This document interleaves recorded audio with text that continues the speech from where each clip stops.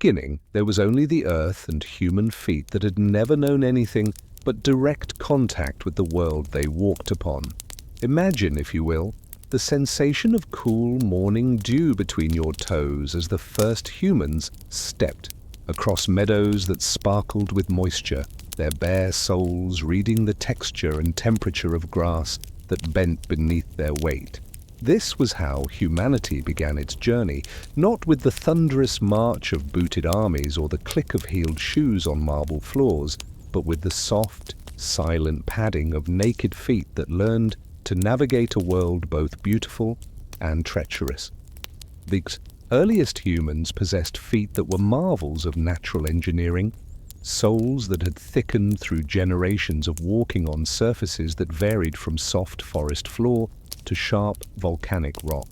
Their feet were libraries of sensation, capable of detecting the slightest changes in terrain that might signal danger or opportunity. A smooth stone could mean a riverbank where water flowed clean and cool. A particular texture of earth might indicate the presence of roots that could be dug for food. The human foot, unshod and unprotected, was both the most vulnerable and most sensitive part of the body's relationship with the natural world. Picture a young woman of the Paleolithic era, perhaps 30,000 years ago, as she steps carefully through a valley in what would someday be called France. Her feet have never known leather or fabric, only the direct embrace of earth, stone, and vegetation. The morning frost makes her steps quick and light as she searches for berries that have survived the night's chill. Her soles, hardened by years of barefoot walking, can still feel the sharp crystals of ice that crunch beneath her weight, sending signals of cold and wetness through nerve endings that have been shaped by millennia of evolution. The pain that came with unprotected feet was a constant teacher, instructing early humans about the world's dangers through direct and immediate feedback. Sharp stones left cuts that healed slowly and sometimes became infected, limiting mobility when survival often depended on the ability to move quickly and far. Thorns and splinters created puncture wounds that could disable a hunter or gatherer for days, reducing the efficiency of small groups where every member's contribution was essential for collective survival. Winter brought challenges that modern people with their heated homes and protective footwear can barely imagine. Snow and ice created conditions where bare feet could freeze within minutes, causing frostbite that might claim toes or even entire feet. Early humans learned to recognize the warning signs of extreme cold and developed strategies for keeping their feet functional despite temperatures that could be lethal to unprotected flesh. Yet there was also profound intimacy in this direct connection to the earth.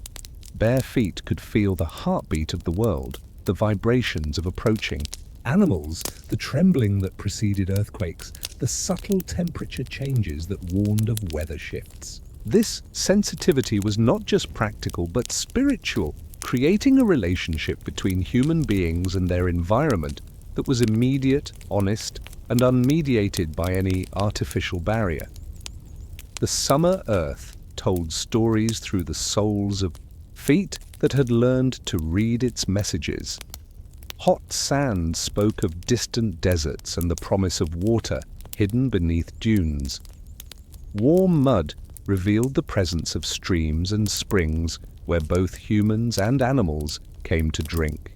The particular heat of sun-baked rock indicated the best places to rest during the cooler evening hours when travel could resume safely. Children learned to walk in this barefoot world with a caution and awareness that modern children, protected by shoes from their first steps, never developed. A toddler's exploration of the world was tempered by the immediate feedback of surfaces that could be comfortable or painful, safe or dangerous. This education through the soles of the feet created adults who could navigate almost any terrain with confidence and grace.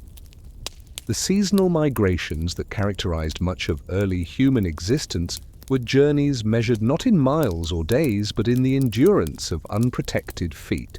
Families would wrap their feet in animal skins when the terrain became too harsh, but these early foot coverings were temporary solutions rather than permanent protection. The true measurement of a journey's difficulty was whether feet could complete it without serious injury. Rain created its own challenges and opportunities for barefoot humans. Wet earth became slippery and treacherous, making falls more likely and more dangerous.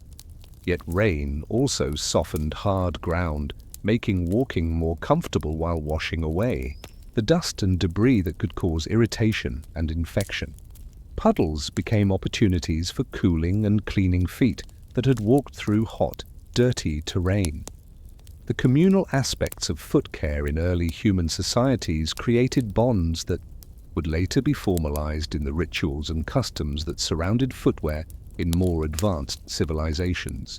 Mothers spent evening hours examining their children's feet for cuts, thorns, and signs of injury that needed attention.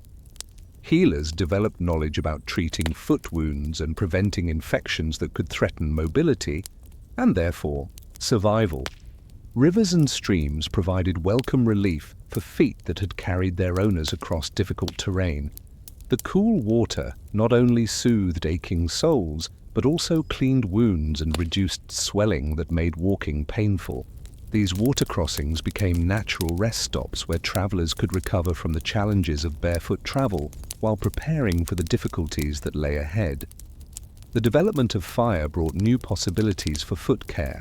As warm flames could dry wet feet and provide heat that improved circulation in extremities that had been chilled by cold weather or water.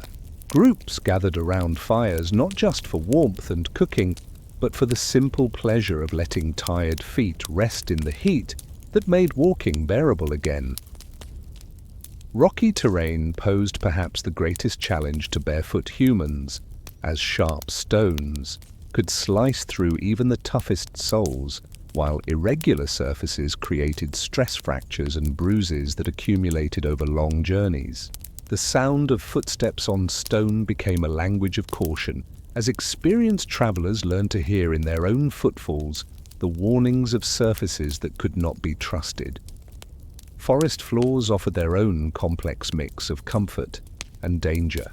Soft moss and fallen leaves created cushioning that was gentle to tired feet, while hidden roots and fallen branches created tripping hazards that could cause serious injury. The dappled light that filtered through forest canopies made it difficult to see clearly the ground that feet needed to navigate safely. As the day's heat built and the earth beneath their feet grew warm, our barefoot ancestors understood intimately how the world changed with the hours and seasons. They knew which surfaces would be comfortable at dawn but burning by midday, which paths would be safe in dry weather but treacherous when wet. This knowledge was literally underfoot, learned through the direct contact that connected human beings to their environment in ways that no other sense could provide. The earth beneath our naked feet was the first teacher, the first library, the first source of wisdom about surviving in a world that was both nurturing and dangerous. Every step was a lesson, every surface a new chapter in the education that would eventually lead humans to imagine and create the protection that would change forever their relationship with the ground they walked upon. The moment when a human being first wrapped something around their foot to protect it from the sharp realities of the natural world marks one of our species' earliest acts of innovation, a simple response to pain that would eventually revolutionize how we moved through life. This moment probably came not from grand planning or brilliant inspiration, but from the immediate need to continue walking when thorns, sharp stones, or burning sand made barefoot travel impossible. It was necessity, that most patient teacher, that guided early humans toward their first tentative experiments with foot protection. Consider Kaya, a woman of the late Paleolithic era, as she kneels beside a stream in the cool morning light, examining her foot where a long thorn has penetrated deep into her heel. The pain shoots through her leg with each attempted step, and her small band of hunters and gatherers cannot afford to wait for her injury to heal naturally. Winter is approaching, and they must reach their winter shelter before the snows make travel impossible. The thorn has done more than create pain. It has created a problem that demands a solution. The first foot protection was born from such moments of crisis, when immediate need forced creativity and resourcefulness. Kaya might tear strips of hide from her clothing, or gather large leaves to wrap around her injured foot, or even pack mud around her heel to create a barrier between her wound and the rough ground she must traverse. These early solutions were temporary and crude, but they represented humanity's first step toward the revolutionary concept that feet could be protected from the environment rather than merely enduring whatever the earth offered. Animal hides provided the most obvious and effective early protection, as the same skins that clothed human bodies could be wrapped around feet to create barriers against thorns, stones, and cold. The fur side of a fresh hide, still warm from the animal that had worn it, provided insulation and cushioning that bare feet had never experienced. The leather side, tougher and more durable, faced outward to meet the challenges of difficult terrain. The binding of these early foot coverings became an art form in itself, as humans learned which materials would hold securely while still allowing the flexibility that walking required. Strips of sinew, lengths of plant fiber, and thin pieces of hide all served as ties that could secure protective wrappings without cutting off circulation or creating pressure points that would cause new problems while solving old ones. Plant materials offered their own possibilities for foot protection, as resourceful humans discovered that certain grasses could be woven into protective mats, that bark could be shaped into crude sandals, and that moss could provide cushioning when gathered and bundled into foot-shaped packages. These organic solutions had the advantage of being readily available in many environments, though they were often less durable than animal-based protection. The discovery that certain combinations of materials worked better than others sparked the first experiments in footwear engineering. A layer of soft moss next to the skin, covered by tougher bark, and bound with strong plant fibers, created protection that was more effective than any single material alone. These early innovations required no tools beyond human hands and ingenuity, yet they represented significant advances in the technology of survival. Water presented special challenges for early foot protection, as most organic materials became heavy and unwieldy when wet, while others disintegrated entirely when soaked.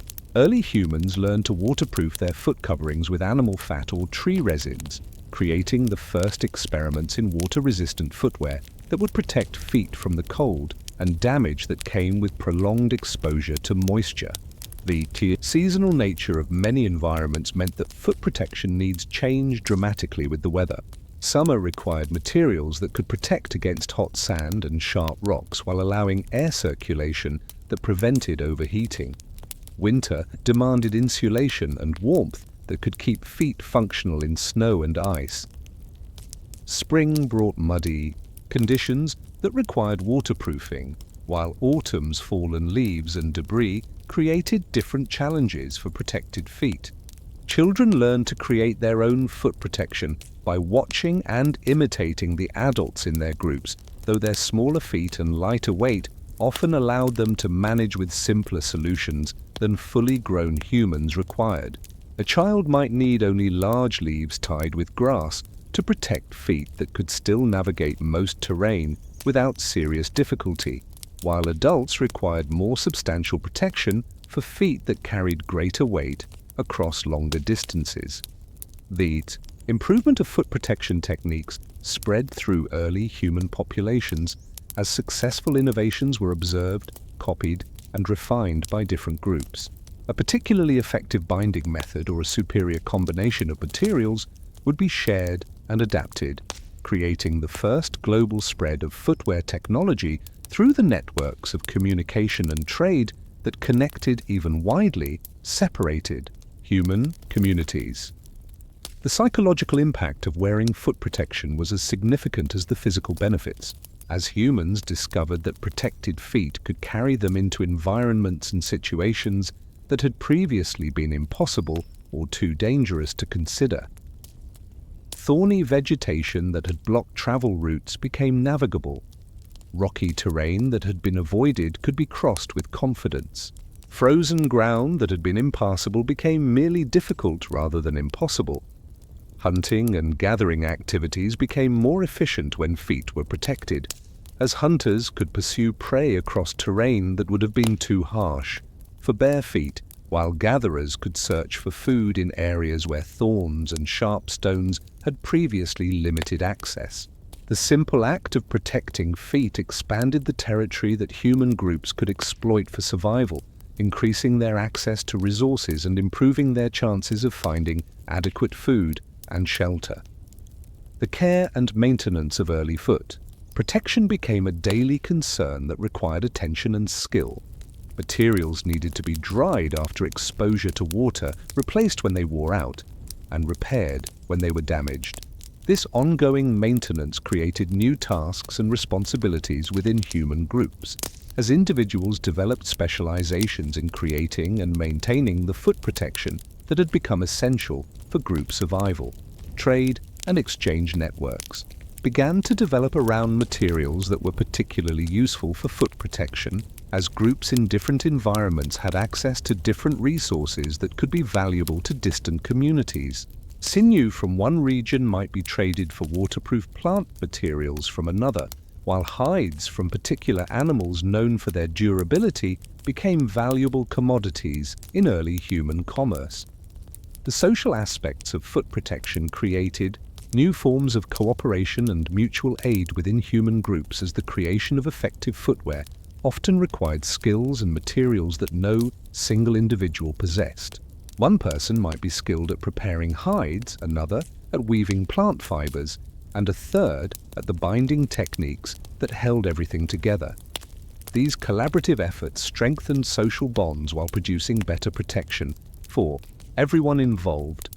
As techniques improved and materials became more sophisticated, early foot protection began to show the first hints of decoration and personal expression that would later characterize more advanced footwear. A particularly beautiful piece of hide, an unusual pattern in the weaving, or a distinctive method of binding could make one person's foot protection recognizable and admired by others in the group. The thorns that had taught humans their first lessons about the need for foot protection continued to serve as reminders of vulnerability and the constant need for innovation and improvement. Each puncture wound, each cut from a sharp stone, each case of frostbite in unprotected toes reinforced the lesson that survival often depended on the ability to protect the body's most vulnerable points while maintaining the mobility that life demanded. The forest offered its own university for early humans learning to protect their feet, with lessons written in the textures and properties of materials that surrounded them in abundance. Under the spreading canopy of an ancient woodland, where sunlight filtered through leaves in patterns that changed with the hours, our ancestors discovered that nature had provided not just the problems of thorns and rough terrain, but also the solutions that lay waiting to be recognized and harvested by minds curious enough to experiment with what the earth offered freely. Birch bark, with its papery layers that peeled away in sheets, became one of the first and most versatile materials for foot protection. Its natural oils made it water-resistant, while its flexibility allowed it to be shaped around the foot's contours without cracking or tearing. A skilled gatherer could harvest enough birch bark in a morning to create several pairs of protective wrappings, each one lightweight, yet durable enough to last through days of walking on difficult terrain. The discovery that bark could be heated and shaped over hot stones opened new possibilities for creating foot protection that fit more precisely and comfortably than simple wrappings. Softened bark could be molded to follow the curves of individual feet, creating custom protection that stayed in place better and provided more effective coverage than generic wrappings that fit everyone and no one perfectly. Grasses offered their own lessons in the art of weaving and binding, as early humans learned that different species had different properties that made them suitable for various aspects of footwear construction. Some grasses were strong and suitable for binding, while others were soft and appropriate for cushioning. The longest grasses could be woven into protective mats, while shorter varieties served better as padding or insulation. The seasonal availability of plant materials meant that footwear technology had to adapt to what was available when it was needed. Spring brought tender shoots and flexible bark that could be worked easily, but might not be as durable as materials harvested later in the year. Summer offered the greatest variety of plant materials, but also the conditions that made foot protection less essential. Autumn provided the most durable materials, hardened by a full growing season and ready for the demanding conditions of winter travel. Cattail reeds growing in the marshy areas near water sources proved particularly valuable for footwear construction. Their fibrous stems could be split and woven into durable mats, while their seed heads provided soft padding that could cushion feet against the impact of hard surfaces. The abundance of cattails in many wetland areas made them a reliable resource for groups that lived near or traveled through marshy terrain. Pine needles, seemingly too small and fragile to be useful for protection, revealed their value when gathered, in quantity and bundled together. Thick layers of pine needles provided excellent insulation against cold, while their natural oils helped repel moisture. Bound into foot-shaped bundles, pine needles created protection that was warm, dry, and surprisingly durable for temporary use during cold weather travel. The inner bark of certain trees, fibrous and strong when properly prepared, could be processed into cordage that was superior to many other natural materials for binding foot protection. This inner bark required patient work to harvest and prepare, but it produced ties that were strong, flexible, and resistant to breaking under the stress of daily wear and the expansion and contraction that came with changes in moisture and temperature. Moss, growing in soft cushions on rocks and tree trunks, provided natural padding that could transform uncomfortable rocky terrain into manageable walking surfaces. Different types of moss offered different properties. Some were more absorbent and suitable for use in wet conditions, while others were drier and better for insulation against cold. Experienced gatherers learned to recognize the species that would serve their specific needs. The development of techniques for processing plant materials expanded the possibilities for effective foot protection, as humans learned that soaking certain fibers made them more flexible, that drying others made them stronger, and that applying heat or pressure could change the properties of materials in useful ways. These processing techniques required time and effort, but they produced superior materials that justified the investment. Woven grass sandals represented one of the earliest examples of true footwear construction, as opposed to simple wrapping or binding of materials around feet. The weaving process required skill and patience, but it produced protection that had structure and stability that could not be achieved through simpler methods. These early sandals were often works of art as well as functional protection, with patterns and designs that reflected the skill and creativity of their makers. The combination of different plant materials in single pieces of footwear allowed early humans to optimize their protection for specific conditions and needs. A foundation of tough bark could be topped with cushioning moss and bound with strong grass fibers to create protection that was more effective than any single material could provide.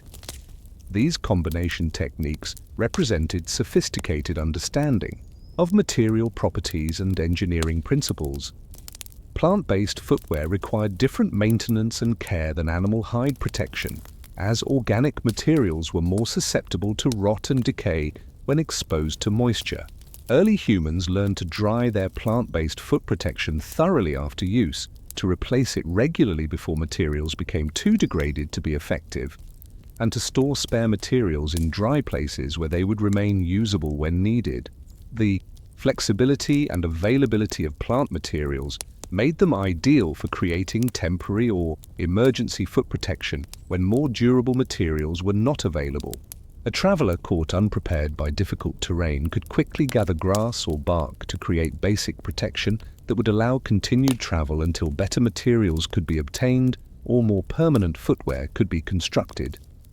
Children and young people often served as gatherers of plant materials for footwear construction, as their smaller size and agility made them well suited for collecting materials from difficult-to-reach places, while their keen eyes could spot the best examples of needed plants.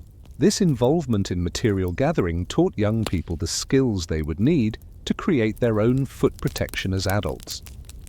The social aspects of plant-based footwear construction created opportunities for skill sharing and community bonding as groups worked together to gather materials, share techniques, and create protection for all members. The knowledge of which plants were best for different purposes when they should be harvested and how they should be processed represented valuable cultural information that was passed down through generations. Trade relationships developed around particularly useful plant materials as groups in different environments had access to different species that might be valuable to distant communities. Reed-growing areas became sources of weaving materials for groups living in rocky terrain, while forest communities provided bark and moss to those living in grasslands where such materials were scarce. The innovation and experimentation that characterized early plant-based footwear construction laid the groundwork for more advanced techniques and materials that would follow. The understanding of weaving, binding, shaping, and waterproofing that humans developed while working with natural plant materials would later be applied to leather, fabric, and eventually synthetic materials as footwear technology continued to evolve. The patient work of harvesting, preparing, and constructing footwear from plant materials taught early humans lessons about planning, resource management, and the relationship between effort invested and quality achieved. These lessons would serve them well as they continued to develop more sophisticated technologies for protecting their feet while maintaining the mobility that survival and prosperity required. The moment when the first crude needle pierced a piece of prepared animal hide to create stitched footwear marked a revolution in human technology as profound as the discovery of fire or the invention of the wheel. This was not merely an improvement in foot protection, but the birth of a new relationship between human creativity and the materials that nature provided. The dance between needle and hide would become one of humanity's most enduring partnerships, creating not just footwear, but a craft tradition that would span millennia and produce objects of both utility and beauty.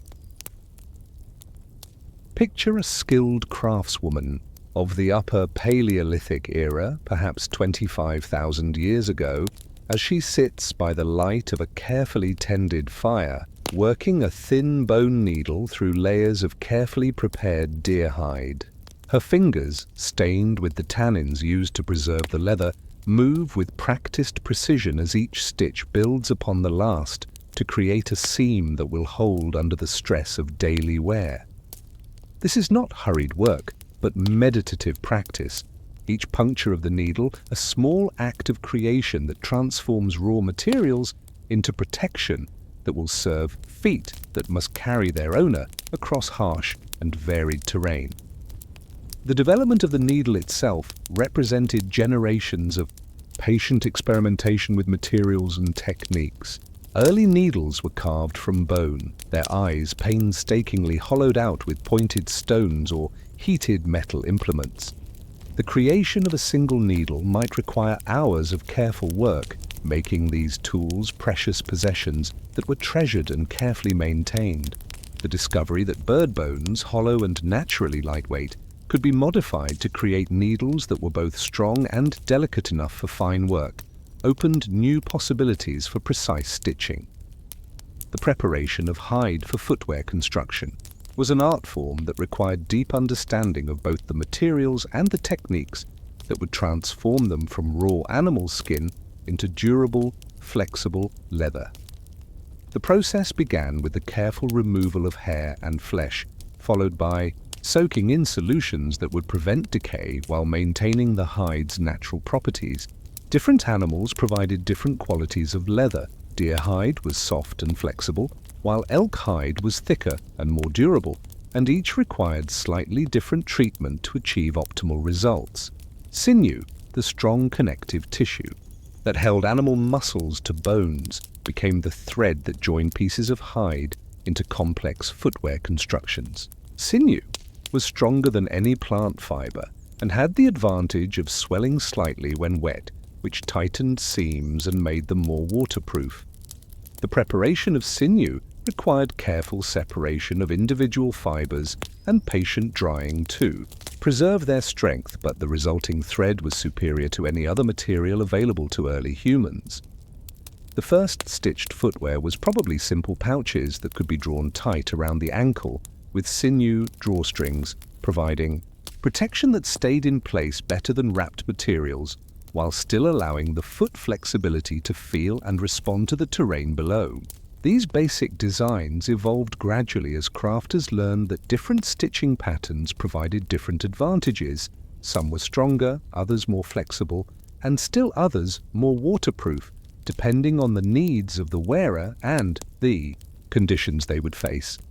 The development of the running stitch, where the needle passes through both layers of hide in a continuous line, created strong seams that could withstand the stresses of walking and running while still allowing the natural flexibility that feet required for comfortable movement. More complex stitching patterns, such as the cross stitch and the lock stitch, provided even greater strength and durability, but required more time and skill to execute properly. Waterproofing became a crucial consideration as stitched footwear became more sophisticated, since needle holes created potential entry points for moisture that could make protection ineffective in wet conditions. Early craftspeople learned to treat seams with animal fat or tree resins that would seal the tiny gaps around stitches, while also discovering that certain stitching techniques naturally created more water-resistant joints than others. The fit of stitched footwear could be customized to individual feet in ways that simpler wrapping techniques could never achieve. By carefully measuring and marking patterns on hide before cutting, skilled workers could create protection that followed the contours of specific feet, providing comfort and security that improved with wear as the leather gradually molded itself to the unique shape of its owner's foot. Decoration began to appear on stitched footwear as crafters discovered that their functional creations could also serve as expressions of artistic vision and cultural identity. Colored threads, created from plant dyes, could be used to create patterns that identified the wearer's tribe or status. Beads, shells, and small pieces of carved bone could be incorporated into the stitching to create footwear that was beautiful as well as functional. The tools required for advanced hide work gradually became more sophisticated as the craft developed. Sharp cutting implements made from knapped stone or carefully shaped bone allowed precise cutting of patterns that would fit together perfectly when stitched. Awls used to create holes for stitching could be shaped to different sizes and angles depending on the thickness of the hide and the type of seam being created. Lasts, foot-shaped forms around which footwear could be constructed, represented a major advancement in the precision and consistency that could be achieved in stitched footwear. These forms, carved from wood or shaped from other materials, allowed craftspeople to create footwear that fit properly without requiring multiple fittings and adjustments during construction. The development of adjustable lasts that could be modified for different foot sizes made efficient production of multiple pairs possible. The specialization that developed around hide working and footwear construction created some of humanity's first craft traditions, as individuals who showed particular skill and interest in the work began to focus their efforts on creating protection for entire communities rather than just their own families. These early specialists could achieve levels of quality and innovation that part-time practitioners could not match, leading to footwear that was not only more effective, but also more durable and beautiful. Regional variations in stitched footwear began to reflect the different materials, conditions, and cultural preferences of various human groups. Arctic peoples developed techniques for creating insulated footwear that could maintain warmth in extreme cold, while desert dwellers created lightweight protection that provided cooling air circulation. These regional specializations led to trade relationships as groups sought to obtain footwear technologies that were better adapted to specific environments. The social aspects of hideworking often made it a communal activity, particularly for larger projects that required more material and labor than one person could easily provide. Groups would work together to process large hides, share tools and techniques, and pool their skills to create footwear that benefited everyone involved. These collaborative efforts strengthened social bonds while also ensuring that everyone in the community had access to quality foot protection. Apprenticeship systems developed naturally around the more complex aspects of hideworking, as experienced craftspeople took younger community members under their tutelage to pass along the skills and knowledge that had been developed over generations. These teaching relationships ensured that valuable techniques would not be lost, while also providing opportunities for innovation as new learners brought fresh perspectives to traditional methods. The repair and maintenance of stitched footwear became almost as important as its initial construction, since the investment of time and materials in creating quality protection made it worthwhile to extend its useful life through careful attention and skilled restoration. Techniques for patching holes, replacing worn stitching, and reinforcing weak areas allowed valuable footwear to serve for years rather than months.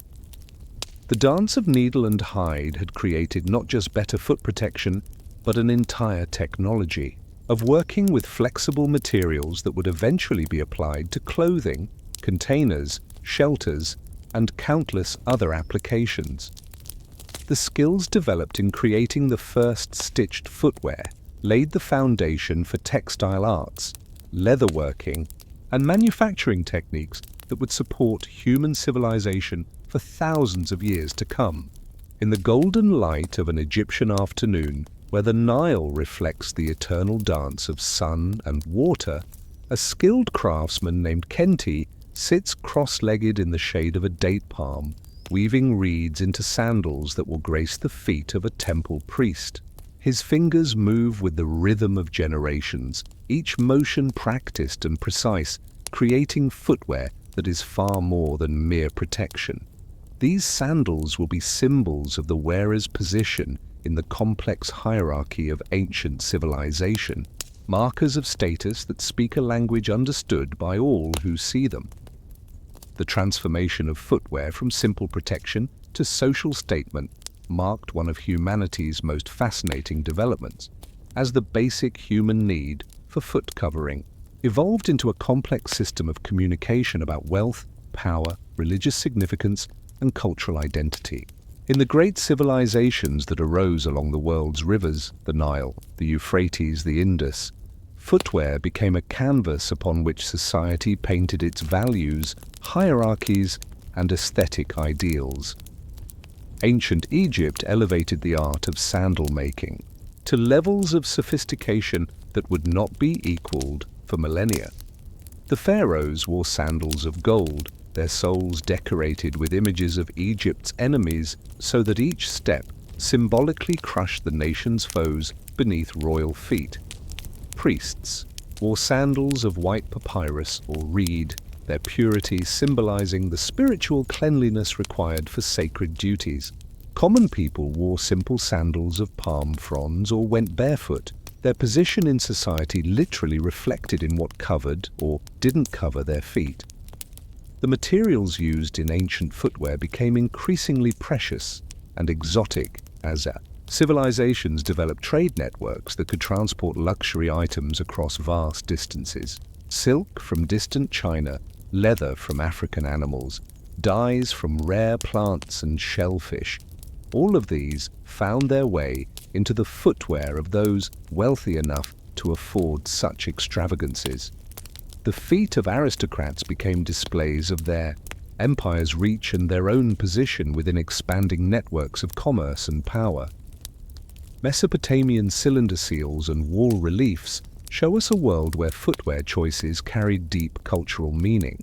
Warriors wore high boots that protected their legs while also displaying their readiness for battle.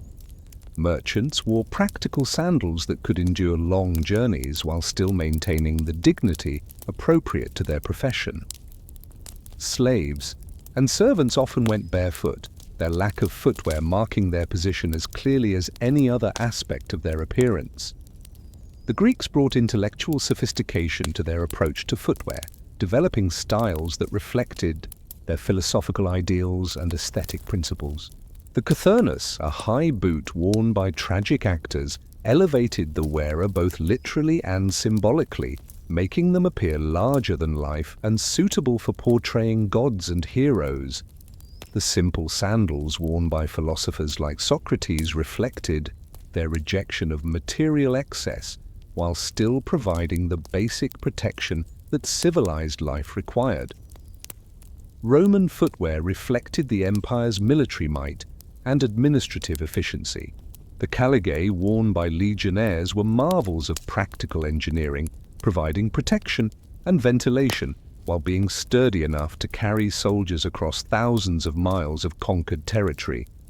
The elaborate footwear worn by senators and patricians demonstrated their wealth and status through precious materials and skilled craftsmanship that required teams of specialized workers to produce. The development of the leather industry in ancient civilizations created entire economic sectors devoted to footwear production. Tanners, dyers, stitchers, and decorators all found employment in workshops that could produce hundreds of pairs of shoes and sandals for growing urban populations. Guild systems developed to regulate quality and training, ensuring that the footwear that emerged from these workshops met the standards that customers expected and that society demanded. Religious significance became deeply embedded in footwear. Traditions as civilizations developed complex spiritual beliefs. Hindu traditions required the removal of shoes before entering sacred spaces, acknowledging that the feet that had touched the profane world should not contaminate holy ground. Jewish and Christian traditions adopted similar practices, while also developing symbolic meanings around washing feet and the spiritual significance of being well-shod for carrying the gospel message. The artwork and literature of ancient civilizations reveals the deep symbolic importance that footwear had acquired in human consciousness. Egyptian tomb paintings show the deceased wearing their finest sandals for the journey to the afterlife. Greek pottery depicts gods and heroes whose footwear marks their divine status. Roman mosaics include detailed representations of footwear that tell us as much about social structure as any written document. Women's footwear in ancient civilizations often reflected their society's attitudes toward female beauty, modesty, and social position. Chinese foot-binding, though it would not reach its extreme form until later periods, had its roots in ancient beliefs about feminine beauty and the appropriateness of limited mobility for upper-class women. Egyptian queens wore elaborate sandals that elevated their feet while also creating platforms for displaying precious materials and artistic decoration. Children's footwear in ancient societies often reflected their transitional status between the innocence of early childhood and the responsibilities of adult life. Coming-of-age ceremonies frequently included the presentation of adult footwear to mark the transition from childhood to maturity, while also serving practical purposes as growing feet required increasingly sophisticated protection. The maintenance and care of expensive footwear created new categories of servants and specialists in wealthy households. Slaves whose sole responsibility was cleaning and maintaining their master's shoes developed expertise in the preservation of leather, the polishing of metal ornaments, and the repair of damage that occurred during daily wear. This specialized knowledge sometimes allowed skilled shoe care servants to achieve positions of relative comfort and security within household hierarchies. Trade in luxury footwear materials created some of the world's first international markets, as demand for exotic skins, rare dyes, and precious ornaments drove merchants to establish trading relationships across thousands of miles. The Silk Roads that connected Asia to Europe carried not just silk, but also the specialized materials needed to create footwear that would satisfy the increasingly sophisticated tastes of wealthy customers in distant cities. Military footwear evolved rapidly in response to changing warfare technology and tactics. The development of cavalry required boots that could grip stirrups securely while protecting the rider's leg from injury. Heavy infantry needed footwear that could support the weight of armor, while still allowing the mobility that effective fighting required. These military innovations often influenced civilian footwear styles, as successful designs were adopted for everyday use. The preservation of ancient footwear in archaeological sites has provided modern scholars with invaluable insights into daily life, social structure, and technological development in early civilizations. Leather shoes found in bogs and dry caves, sandals preserved in Egyptian tombs, and footprint impressions in hardened mud all tell stories about how people lived, worked, and moved through their world thousands of years ago. Cultural exchange and conquest spread footwear styles and technologies across vast distances as civilizations came into contact with each other through trade, diplomacy, and warfare. Roman sandals appeared in Britain and Germany, while Germanic boot styles influenced Roman military footwear. These cross-cultural influences created fusion styles that combined the best features of different traditions, while also serving as markers of cultural interaction and exchange. As the sun sets over the ancient workshops where craftsmen like Kenti continue their patient work, the sandals they create carry forward traditions that stretch back through thousands of years of human innovation and cultural development. From simple protection to complex symbols of status, footwear had become one of humanity's most eloquent forms of communication, speaking without words about who we are, where we belong, and how we see our place in the world around us.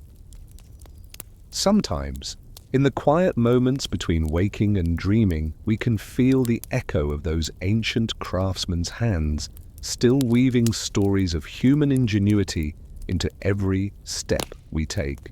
The sandals that began as simple protection grew into symbols that spoke of our deepest desires for beauty, status, and belonging. Reminders that even our most basic needs can become expressions of our highest aspirations. Rest now, and let the gentle rhythm of this ancient craft carry you toward peaceful sleep, knowing that every step forward builds upon the patient work of those who came before.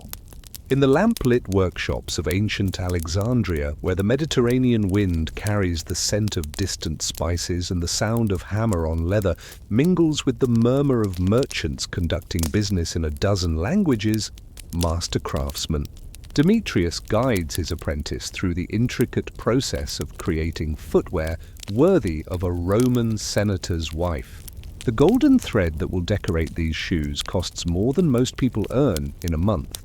But it is not merely ornament, it is the physical manifestation of skill, tradition, and artistic vision that transforms simple foot protection into objects of lasting beauty. The golden age of ancient craftsmanship produced footwear that was not merely functional, but transcendent, elevating the humble need for foot protection into an art form that celebrated human creativity and technical mastery.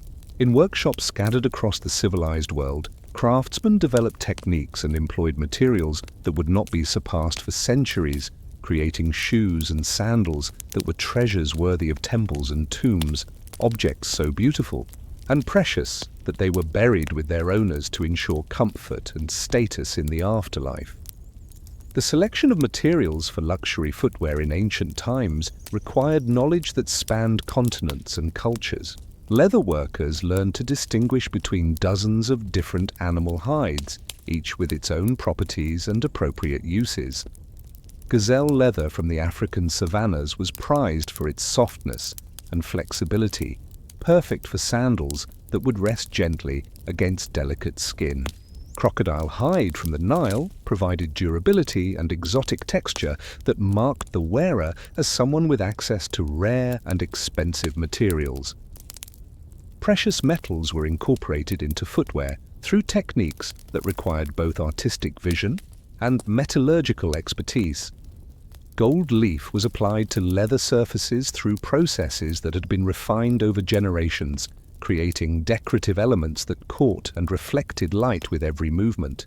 Silver threads were woven into textile components, while bronze and copper fittings provided both decoration and structural support for footwear that needed to be as durable as it was beautiful. The dyeing of leather and fabric components required mastery of chemistry that had been developed through centuries of experimentation and refinement. Tyrian purple, extracted from thousands of murex shells and worth more than its weight in gold, was reserved for the footwear of emperors and kings. Saffron yellow, requiring the delicate stamens of countless crocus flowers, created golden hues that seemed to capture sunlight in leather form.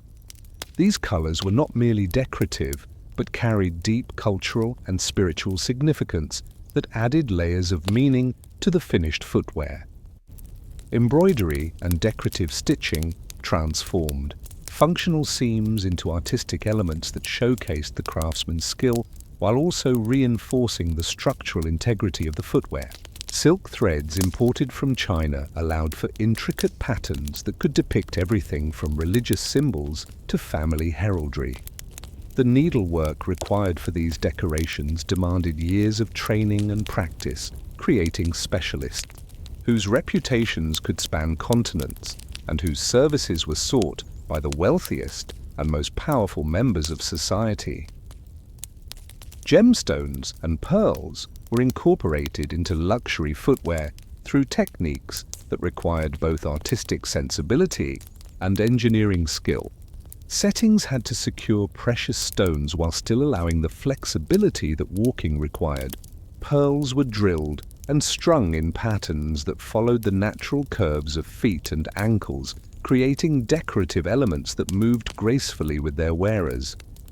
The value of some individual pieces of decorated footwear exceeded the cost of houses or farms. The tools used by master craftsmen were themselves works of art, passed down through generations and constantly refined to achieve ever greater precision and beauty. Cutting knives were forged from the finest steel and maintained with obsessive care. Needles were crafted from precious metals and shaped to exact specifications for different types of work. Measuring devices allowed for precision fitting that ensured comfort as well as beauty in the finished product. Regional specializations developed as different areas became known for particular types of footwear or specific materials and techniques. Egyptian workshops were renowned for their work with papyrus and reed sandals that were both practical and elegant.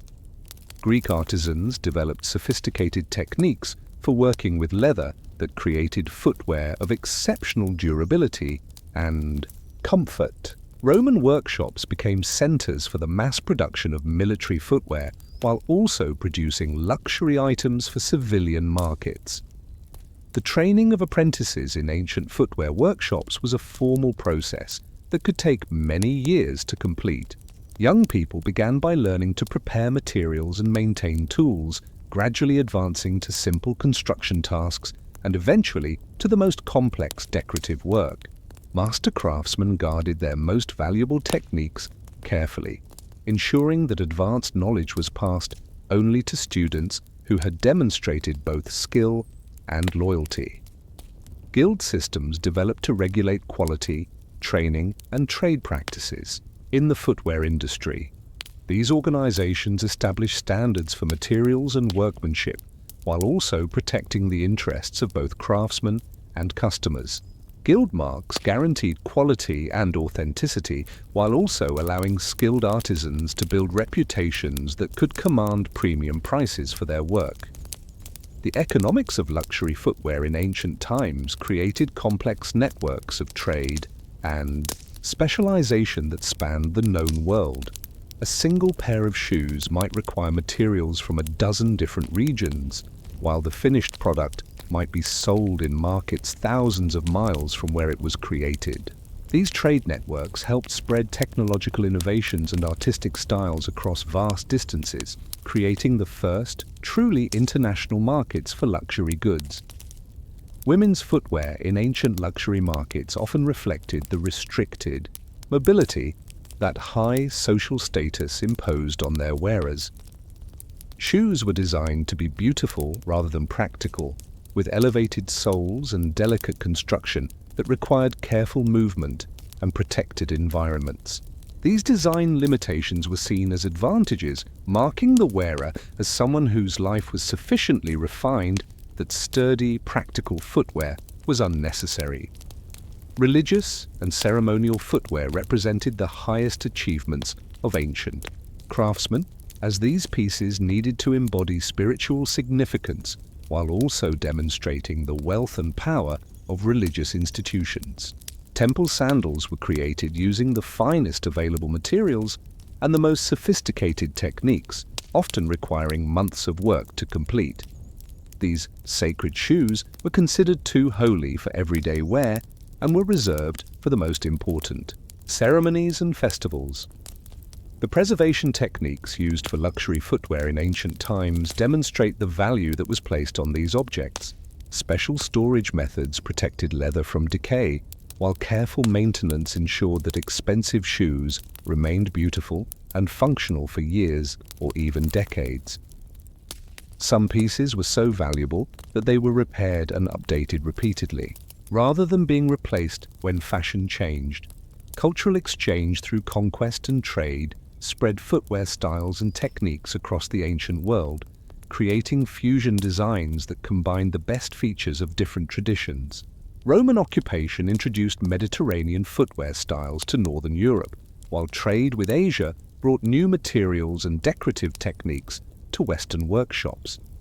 These cultural interactions created diversity and innovation that enriched the craft traditions of all participating cultures. The archaeological record preserves examples of ancient luxury footwear that continue to inspire admiration and study thousands of years after their creation.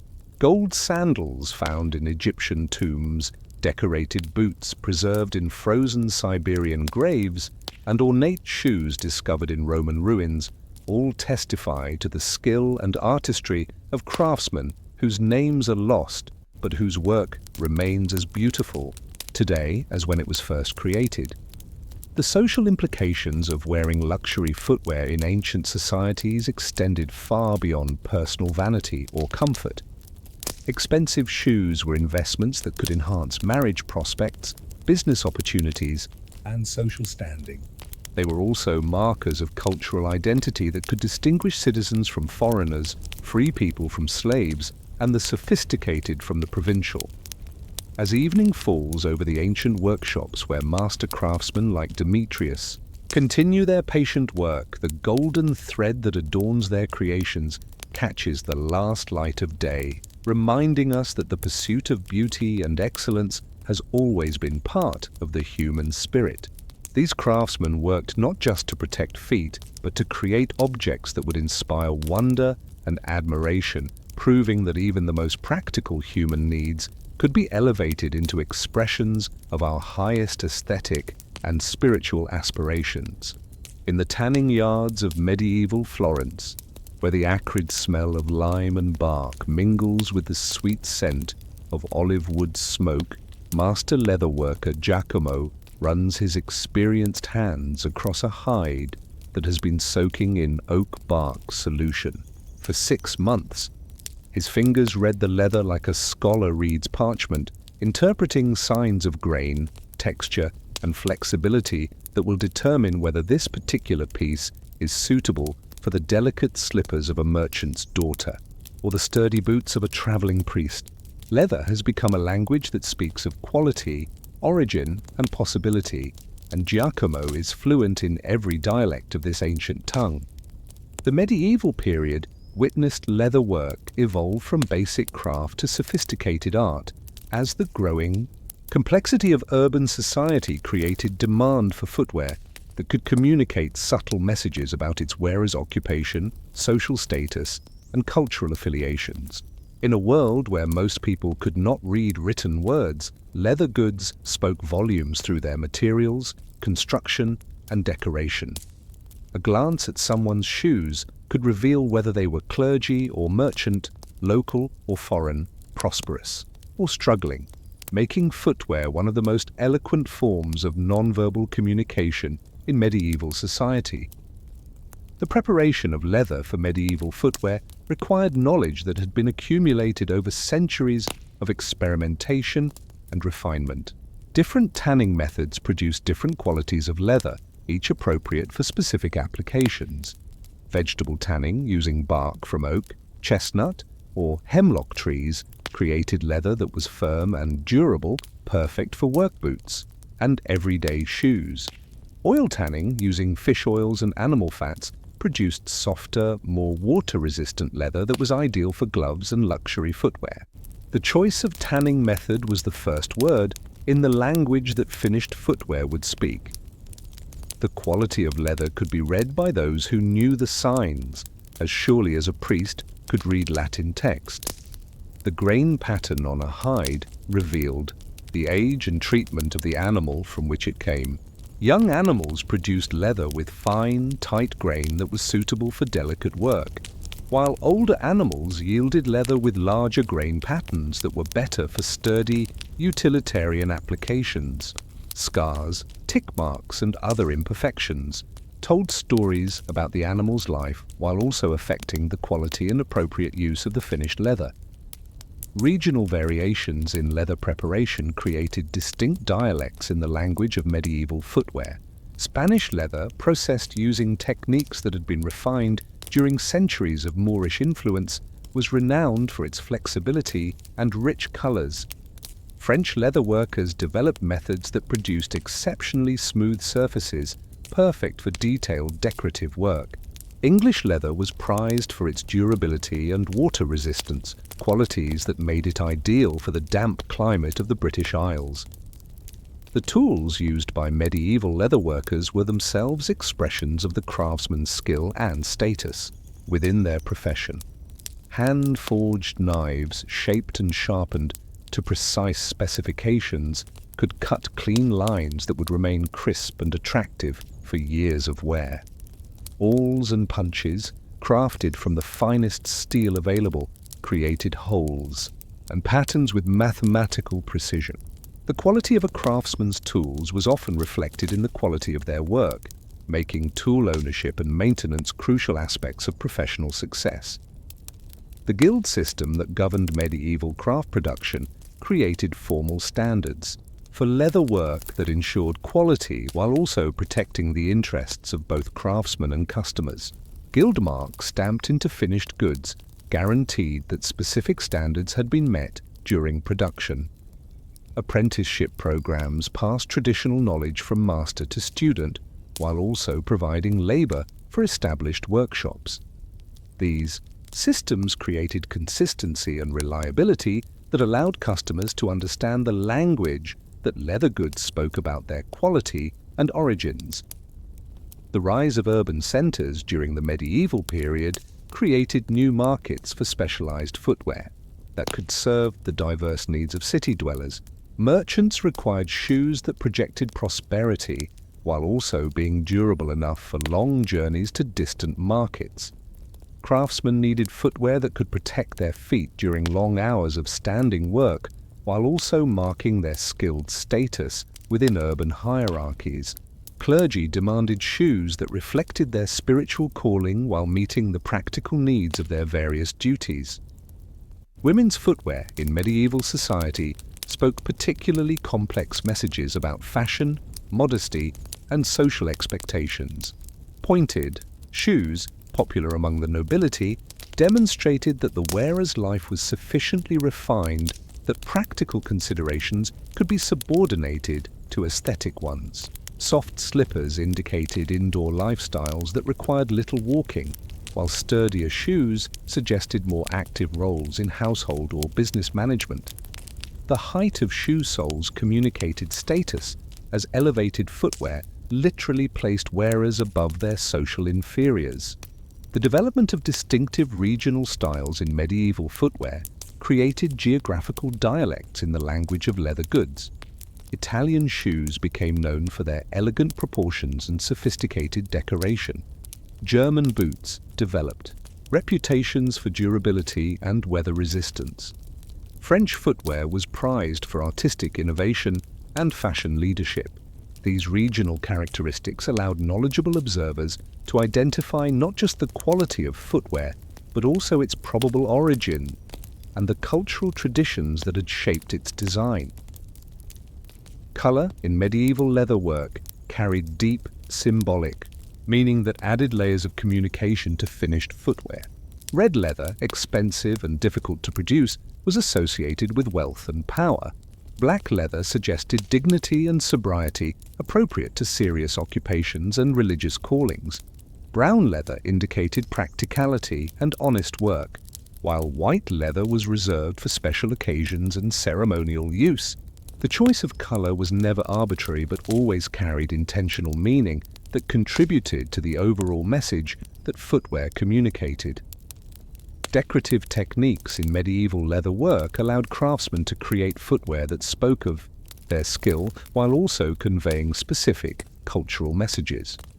Tooled patterns could incorporate religious symbols, family heraldry, or guild emblems that identified the wearer's affiliations and beliefs. Perforation created both decorative effects and practical ventilation while demonstrating the precision and patience of the craftsman. Embossed designs raised from the leather surface created three-dimensional effects that caught and reflected light in ways that drew attention to the quality of the work. The repair and maintenance of medieval leather footwear created ongoing relationships between craftsmen and customers that reinforced the social importance of quality footwear. Resoling, patching, and reconditioning services allowed expensive shoes to serve for years or even decades, making them worthwhile investments for customers while also providing steady income for skilled craftsmen. The quality of repair work was itself a form of communication about the craftsman's skill and the customer's discernment. Military applications of medieval leatherwork pushed the boundaries of both function and symbolism, as warriors required footwear that could protect them in battle while also projecting appropriate martial image. Cavalry boots needed to provide secure grip in stirrups while also protecting the rider's legs from injury. Infantry footwear had to balance durability with mobility while allowing for the rapid movement that combat required. The decoration of military footwear often incorporated symbols of courage, loyalty, and martial prowess that reinforced the warrior's role and identity. Trade networks that supplied materials for medieval leatherwork created international languages of quality and style that transcended local boundaries. Exotic materials like Cordovan leather from Spain or shagreen from the Middle East communicated sophistication and access to luxury markets. The incorporation of foreign decorative techniques and styles created fusion designs that spoke of cultural exchange and cosmopolitan awareness. The preservation of medieval leatherwork in archaeological contexts has provided modern scholars with a rich library of information about daily life, social structure, and technological development in medieval society. Shoes preserved in waterlogged sites, leather fragments found in rubbish deposits, and documentary evidence from guild records all contribute to our understanding of how leather goods functioned as forms of communication in medieval culture. Religious. Significance in medieval leatherwork added spiritual dimensions to the practical language of footwear. Monastic shoemakers created simple, undecorated footwear that spoke of humility and rejection of worldly vanity.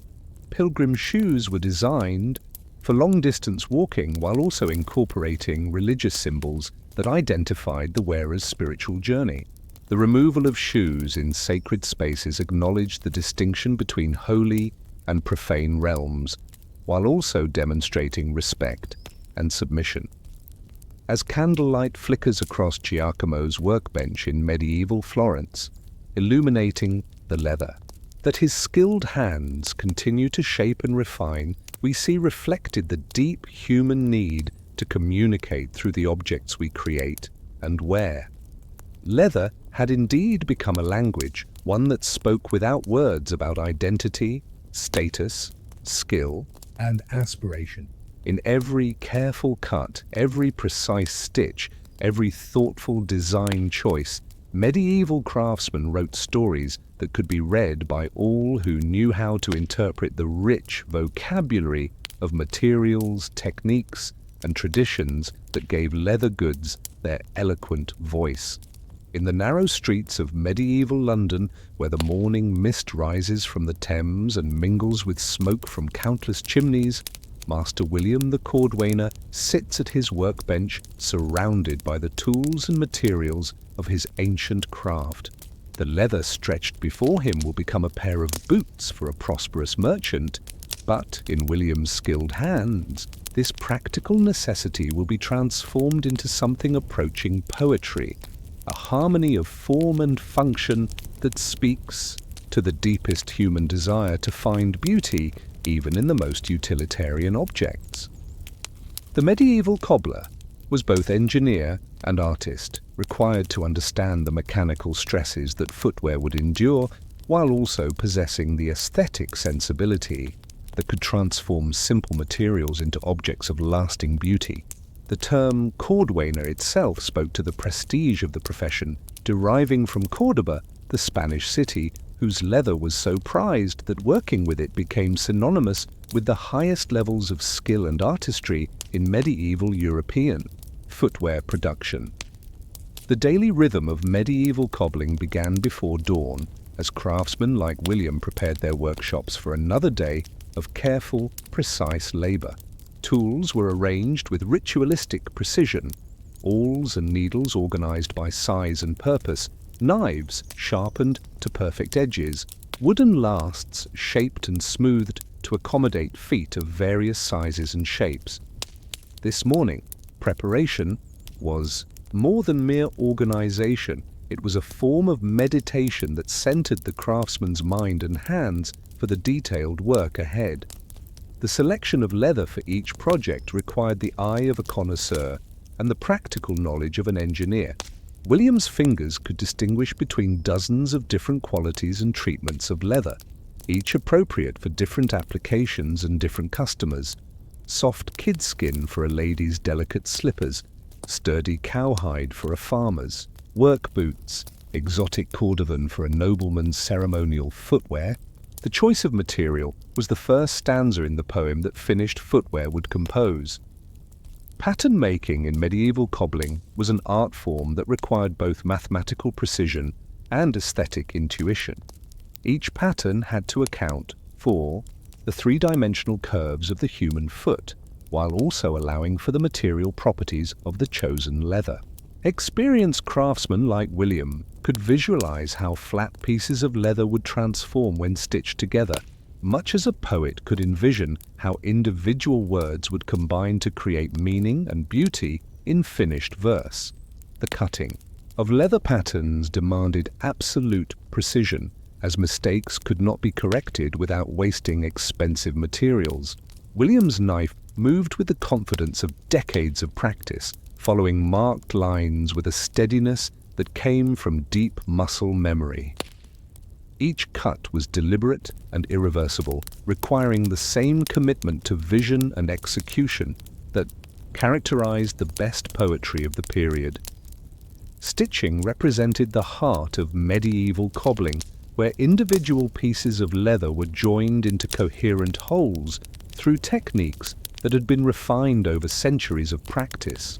The most skilled cobblers could create seams that were not only strong and waterproof, but also decoratively beautiful, with stitching patterns that enhanced the overall design while serving essential structural functions. The rhythm of needle through leather created its own music, a percussion of craftsmanship that accompanied the cobbler's work throughout the day. The lasted construction method, developed during the medieval period, revolutionized the precision and comfort that could be achieved in finished footwear. By stretching and shaping leather over wooden forms that approximated the human foot, cobblers could create shoes that fit properly without requiring individual measurement and fitting for each customer. This technique allowed for both custom work and limited mass production, while maintaining the quality standards that guild regulations required. Waterproofing techniques in medieval cobbling combined practical necessity with artistic opportunity, as cobblers learned to create footwear that could protect feet from wet conditions, while also maintaining the elegant appearance that fashion demanded. Treatments using various animal fats, tree resins, and waxes not only made shoes more practical, but also enhanced the leather's appearance and extended its useful life. These treatments had to be applied with skill and knowledge, as improper application could damage expensive materials. The decoration of medieval footwear provided opportunities for cobblers to demonstrate their artistic abilities while also meeting customers' desires for beautiful as well as functional objects. Tooling, perforation, embossing, and applique work allowed craftsmen to create patterns and designs that transformed simple footwear into expressions of personal style and cultural identity. The most skilled decorators could create narratives in leather, telling stories through images and symbols that were meaningful to their customers. Regional variations in medieval cobbling techniques created distinct schools of craftsmanship that were recognizable to knowledgeable observers. English cobblers developed particular expertise in creating sturdy, weather-resistant footwear suitable for their damp climate. Italian craftsmen became renowned for elegant, fashion-forward designs that influenced styles throughout Europe. German cobblers specialized in heavy, durable boots that could withstand harsh conditions and heavy use. The guild system that governed medieval cobbling created formal structures for training, quality control, and professional advancement that ensured high standards while also protecting the interests of both craftsmen and customers. Apprenticeship programs typically lasted 7 years, during which young people learned not only technical skills, but also the business practices and professional ethics that characterize successful craftsmen. Master cobblers were required to demonstrate their abilities through the creation of masterpieces that proved their readiness for independent practice. Seasonal variations in medieval cobbling reflected the changing needs of customers throughout the year, while also taking advantage of optimal working conditions for different types of leather work. Spring brought orders for lightweight footwear suitable for increasing outdoor activity. Summer allowed for delicate work that required good lighting and comfortable working conditions. Autumn meant preparation for winter demand, while winter itself was ideal for heavy leather work and indoor concentration on complex projects. The economics of medieval cobbling created complex relationships between craftsmen, suppliers, and customers that reflected the broader economic structures of medieval society. Cobblers needed reliable sources of quality leather, which meant maintaining relationships with tanners and hide dealers. They also needed access to customers who could afford quality footwear, requiring location in urban centers or along trade routes. Successful cobblers often became important figures in their communities, respected for both their skills and their economic contributions. Women's participation in medieval cobbling varied by region and period, but always reflected the complex gender roles that characterized medieval society. Some women worked as partners in family cobbling businesses, contributing specialized skills in areas like decoration or finishing work. Others operated their own shops, particularly as widows, who inherited established businesses. The guild system sometimes restricted women's participation, but skilled female cobblers could often find ways to practice their craft despite formal limitations. The tools of medieval cobbling were themselves works of craftsmanship, often passed down through generations and continuously refined to achieve ever greater precision and efficiency. A master cobbler's kit represented a significant investment and was treasured accordingly. Apprentices often began their training by learning to maintain and care for tools, understanding that the quality of finished work depended heavily on the condition and appropriateness of the implements used to create it. Innovation in medieval cobbling often came through gradual refinements of traditional techniques rather than revolutionary changes, as craftsmen experimented with new materials, improved construction methods, and enhanced decorative possibilities. These innovations spread through guild networks and trade relationships, creating continuous improvement in the quality and variety of available footwear, while maintaining the fundamental principles that made the craft successful. Preservation of medieval cobbling techniques in historical records and archaeological evidence provides modern scholars with detailed insights into both the technical aspects of the craft and its broader cultural significance. Account books, guild regulations, and surviving examples of medieval footwear all contribute to our understanding of how cobbling functioned as both economic activity and cultural expression in medieval society. Religious and ceremonial applications of medieval cobbling created opportunities for craftsmen to work at the highest levels of their art, creating footwear for religious officials, ceremonial occasions, and special events that required the finest materials and most sophisticated techniques.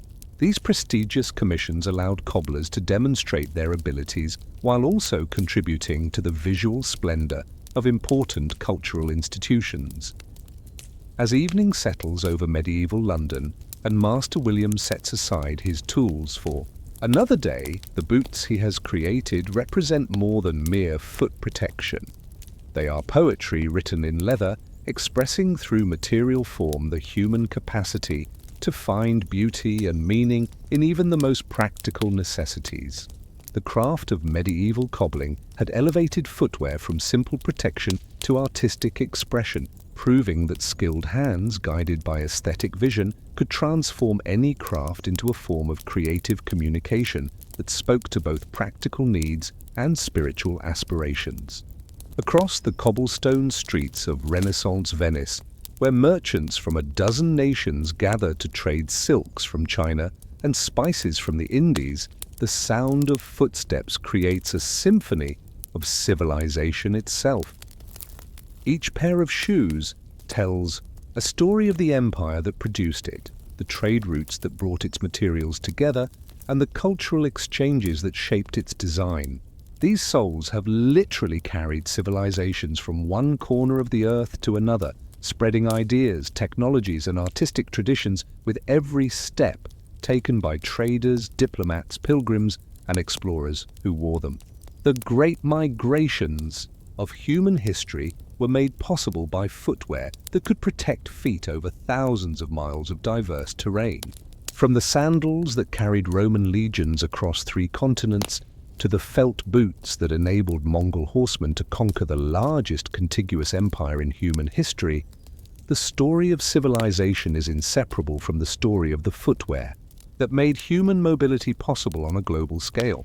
The Silk Road, that legendary network of trade routes connecting East and West, was made possible by footwear technologies that allowed merchants to traverse deserts, mountains, and steppe lands that would have been impassable to bare feet. Chinese silk traders wore felt-soled boots that could maintain their footing on icy mountain passes, while Central Asian nomads developed leather footwear that could withstand the abrasive effects of sand and stone. These technological adaptations enabled commerce that would reshape the economies and cultures of entire continents.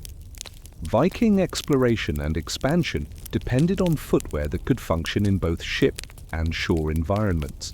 Archaeological evidence from Viking sites reveals sophisticated leather boots designed to provide traction on wet ship decks, while also protecting feet during long marches through unfamiliar territories. The same boots that carried Vikings across the North Atlantic to Iceland, Greenland, and North America also enabled their penetration deep into the Russian interior via river systems that required both walking and sailing. The Islamic conquests of the 7th and 8th centuries were enabled by military footwear that could function effectively in the diverse climates and terrains of 3 continents. From the deserts of Arabia to the mountains of Afghanistan to the plains of Spain, Islamic armies needed footwear that could adapt to widely varying conditions while maintaining the mobility that their military tactics required. The development of flexible leather boots that could be worn with or without protective coverings allowed the same soldiers to fight effectively in snow, sand, and mud. Medieval European expansion was closely tied to advances in footwear technology that made long-distance travel more feasible and comfortable. The development of heeled boots in the later medieval period provided better stirrup grip for cavalry, while also creating platforms that could accommodate the thick socks and protective padding that cold weather travel required. These innovations enabled the mounted expeditions that would eventually carry European influence to the Americas, Africa, and Asia. The Crusades created unprecedented demands for footwear that could protect European feet during journeys to the Holy Land that might last for years and cover thousands of miles. Pilgrims and soldiers needed shoes that could withstand desert heat, mountain cold, and the constant walking that overland travel required. The exchange of footwear technologies between European crusaders and Middle Eastern populations led to innovations that would influence European shoe design for centuries. Mongol military success was partly due to their development of footwear that could function effectively in both mounted and dismounted combat, while also providing the comfort and durability that long-distance campaigning required. Mongol boots were designed to fit securely in stirrups, while also allowing comfortable walking when horses were not available.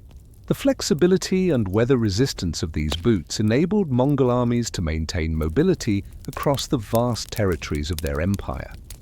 The age of exploration depended on footwear that could protect explorers' feet during journeys into unknown territories with unpredictable terrain and climate conditions. Portuguese and Spanish explorers needed shoes that could function in tropical jungles, mountain highlands, and coastal regions, while also maintaining their integrity during months or years of continuous use. The development of waterproof leather, treatments, and reinforced construction techniques made these explorations possible.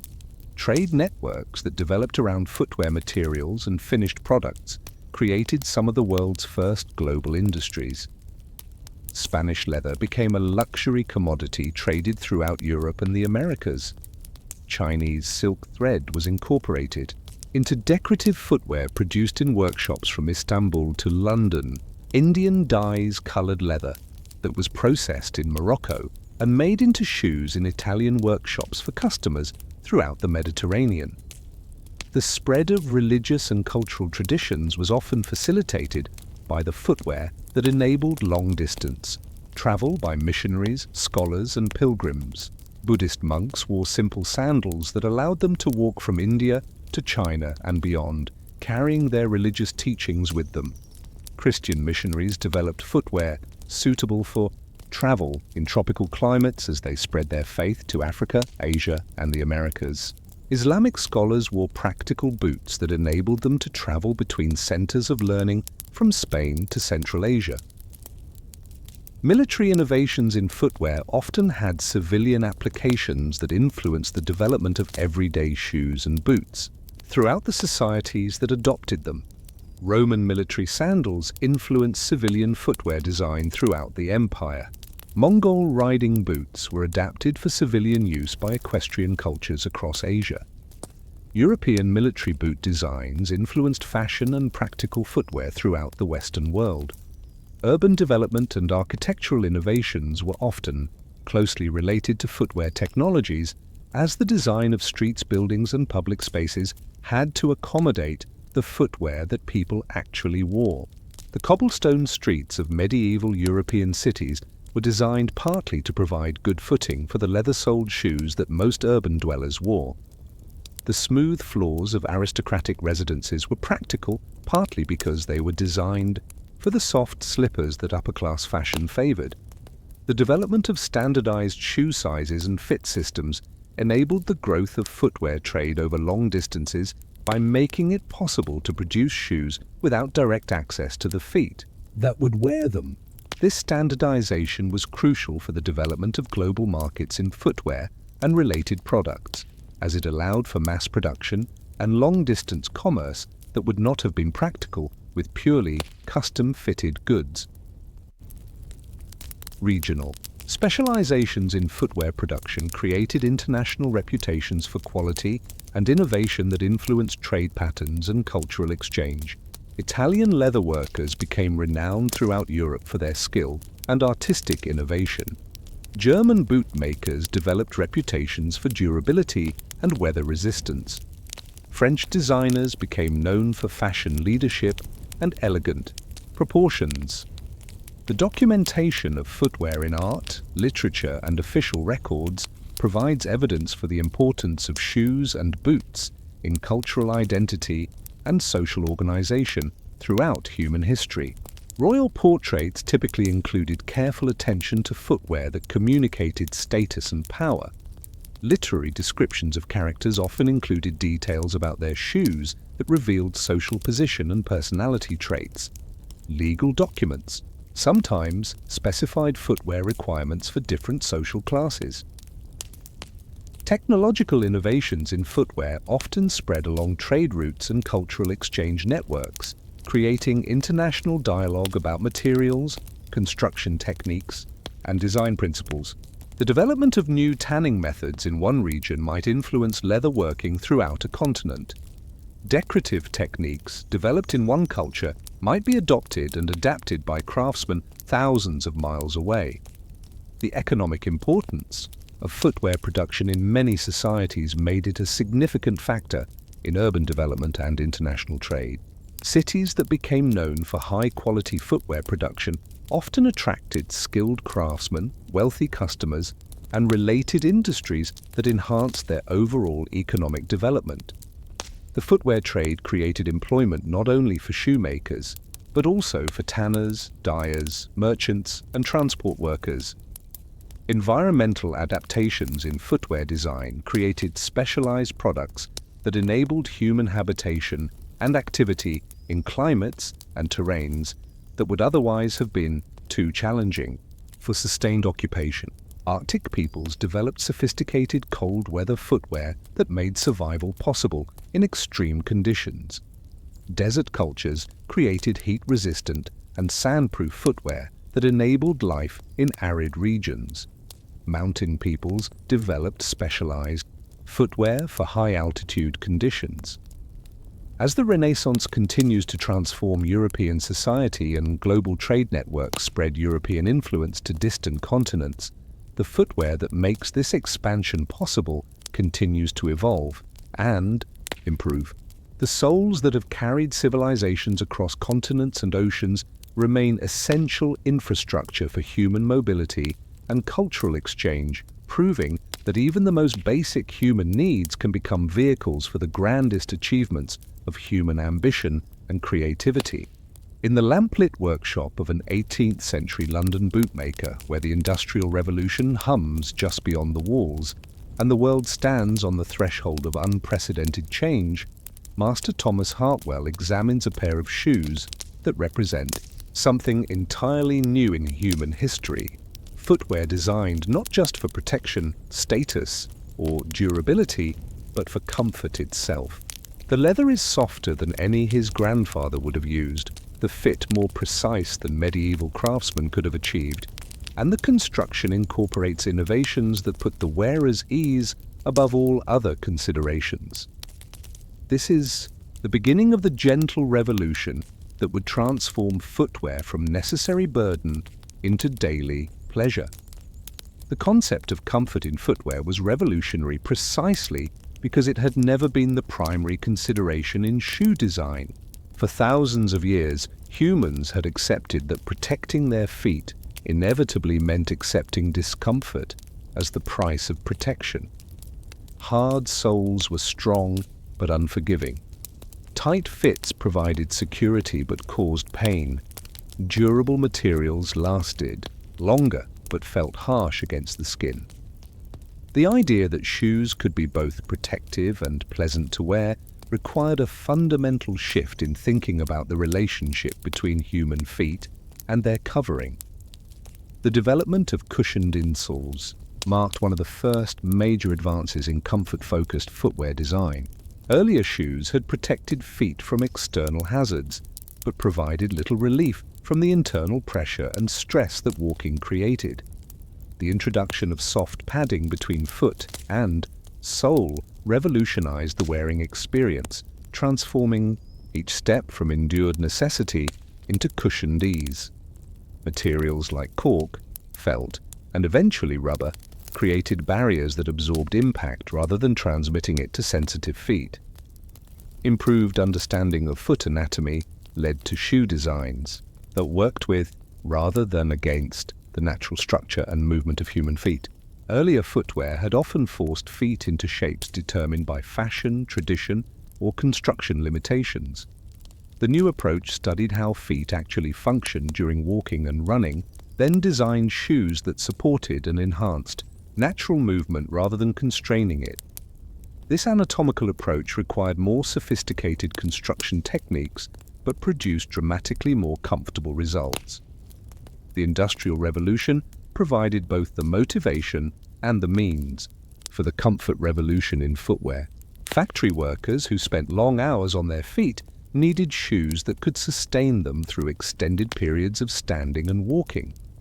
At the same time, industrial manufacturing techniques made it possible to produce more precise and consistent footwear, while also experimenting with new materials and construction methods that had been too expensive or time-consuming for earlier craftsmen to attempt. Women's footwear underwent particularly dramatic transformation as comfort considerations began to influence design decisions. The extreme fashions that had required women to wear painfully tight, highly elevated or otherwise uncomfortable shoes began to give way to designs that recognized that comfort and elegance were not mutually exclusive. This change reflected broader social transformations as women's roles expanded beyond purely ornamental functions to include more active participation in social and economic life. The development of flexible construction techniques allowed shoes to bend and move with feet rather than fighting against natural motion. Earlier footwear had often been constructed like small suits of armor, providing protection through rigidity and strength. The new approach used materials and techniques that could provide protection while still allowing feet to function naturally, resulting in shoes that felt more like extensions of the body than foreign objects attached to it. Breathability became an important consideration as comfort-focused design recognized that feet needed air circulation to remain healthy and comfortable during extended wear. Traditional leather construction, while durable, often trapped moisture and heat that could cause discomfort and health problems. New techniques for creating ventilation through perforations, mesh panels, and moisture-wicking materials addressed these issues while maintaining the protective functions that footwear needed to provide.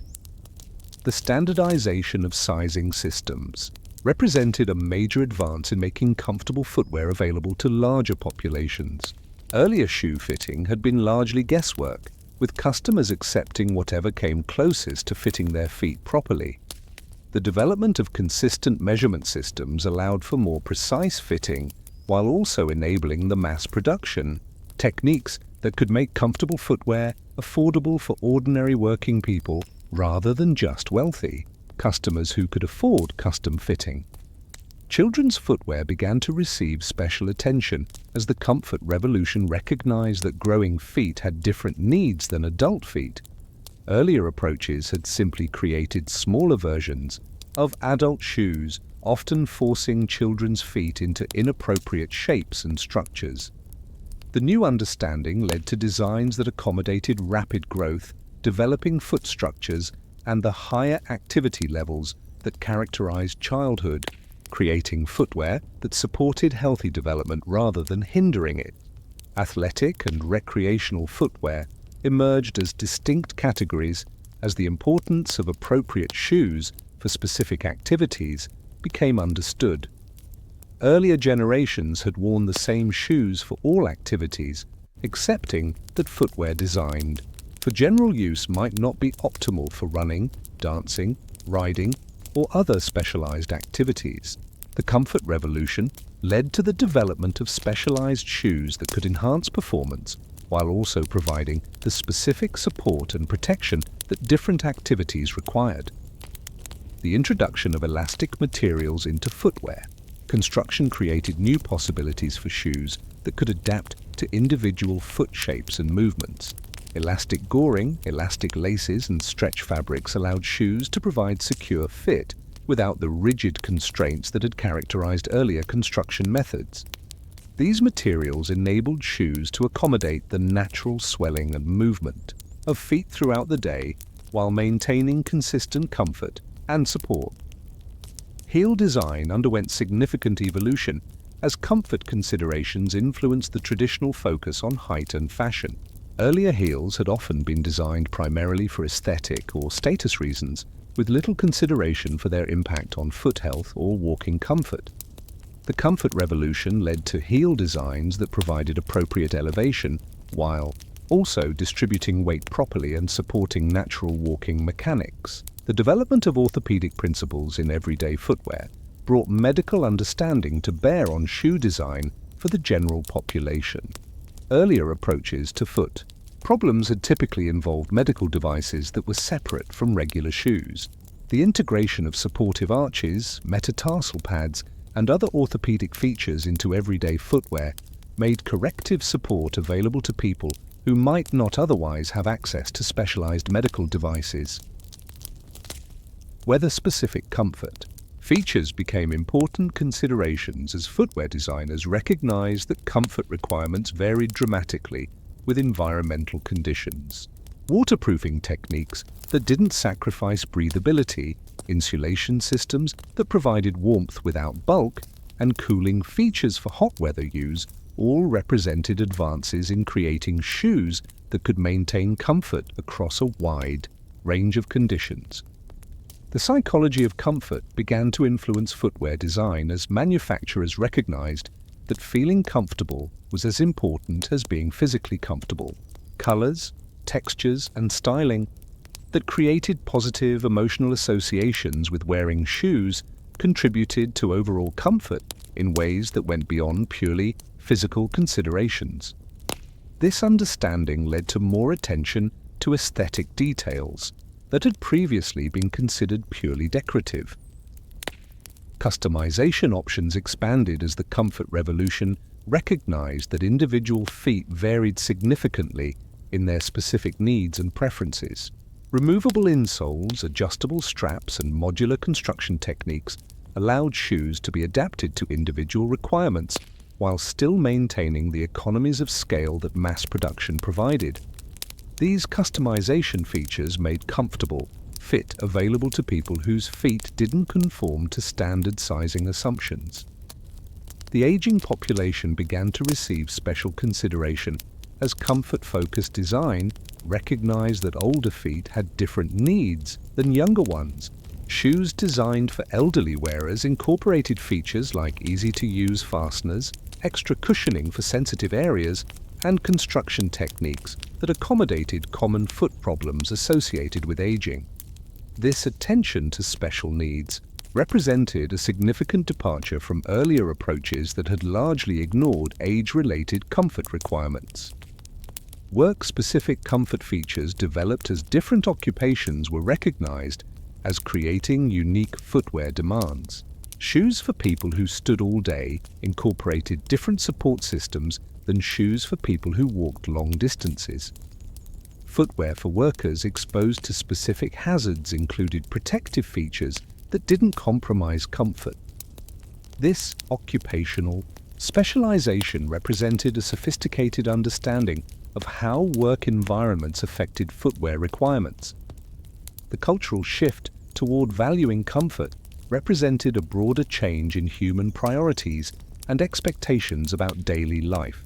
Earlier generations had often viewed discomfort as inevitable and character-building, accepting painful shoes as part of the natural order. The comfort revolution reflected changing attitudes that saw unnecessary suffering as a problem to be solved rather than a virtue to be cultivated. Fashion and comfort began to converge as designers discovered that comfortable shoes could also be stylish, and that style didn't require the sacrifice of comfort. This integration represented a rejection of the false choice between looking good and feeling good that had characterized much of fashion history. The most successful designs of the comfort era were those that achieved both aesthetic appeal and physical comfort simultaneously. The global spread of comfort-focused footwear design created international markets for shoes that prioritized wearer satisfaction over traditional considerations like status display or cultural conformity. This democratization of comfort made quality footwear available to broader populations while also creating economic opportunities for manufacturers who could master the techniques and materials that comfort required. Scientific research into foot mechanics, gait analysis, and pressure distribution provided objective foundations for comfort-focused design decisions. Rather than relying solely on tradition or intuition, footwear designers could now base their choices on measured data about how feet actually functioned and what interventions would most effectively improve comfort and performance. The environmental considerations that became important during the comfort revolution reflected growing awareness that sustainable practices were essential for long-term human comfort and health. Materials and manufacturing processes that minimized environmental impact while maintaining comfort and durability represented integration of ecological and personal health considerations in ways that earlier approaches had not attempted. As master, Thomas Hartwell puts the finishing touches on another pair of comfortable boots in his London workshop. The lamplight catches the soft gleam of leather that has been chosen and treated for comfort rather than mere durability or appearance. The gentle revolution he represents is transforming not just how shoes are made, but how people think about their relationship with the objects they wear. Comfort is no longer a luxury, but an expectation, no longer a happy accident, but a design goal that guides every decision from material selection to final fitting. The long journey from bare feet on ancient earth to cushioned soles on modern streets represents one of humanity's most persistent and successful efforts to improve the basic conditions of daily life. Each step of this evolution, from the first animal hide wrapped around a thorn-punctured foot to the scientifically designed athletic shoes of today, demonstrates our species' remarkable ability to transform necessity into comfort, protection, into pleasure, and survival into satisfaction. Tonight, as you settle into rest, wearing shoes that your ancestors could never have imagined, remember that comfort is itself a form of human achievement, won through centuries of patient innovation and careful craftsmanship. The feet that once knew only the direct touch of earth now rest in cushioned ease, proving that progress sometimes comes not through grand gestures, but through countless small improvements in the everyday objects that carry us through our lives. Let this gentle triumph of human ingenuity accompany you into peaceful sleep, knowing that even our most basic needs can become sources of daily joy when approached with creativity, care, and the understanding that comfort is not mere luxury, but a form of practical poetry that makes each day's journey a little easier to bear.